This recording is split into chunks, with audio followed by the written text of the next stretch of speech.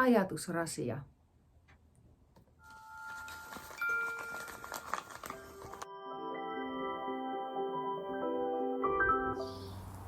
Ylitä itsesi.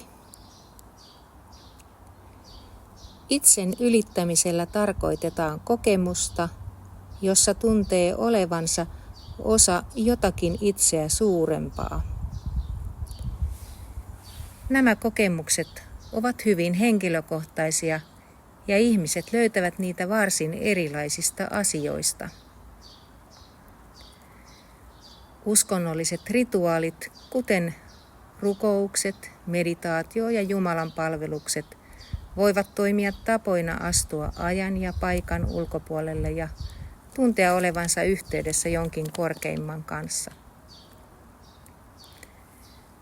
Yhtä lailla itsen ylittämistä voi kokea musiikkia kuuntelemalla tai luonnon keskellä. Kadonneen merkityksen löytäminen on siis mahdollista. Mutta entä jos elämässä tulee kertakaikkinen romahdus, joka vetää pilareita kumoon niin, että rytisee, kuten läheisen menettäminen tai potkut työpaikasta, jolle on omistanut puoli elämää.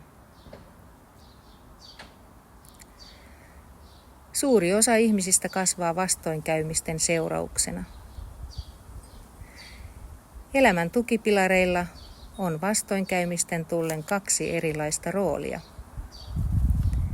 Toisaalta ne kantavat vaikeuksien läpi ja toisaalta auttavat löytämään vastoinkäymisille merkityksen.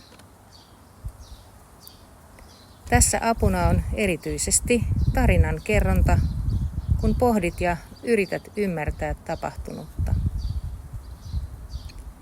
Kasvun kautta pilarit myös vahvistuvat. Ihmissuhteet tuntuvat entistä tärkeimmiltä. Hengellinen tai henkinen elämä syventyy ja uusia ajatuksia oman elämän tarkoituksesta valkenee.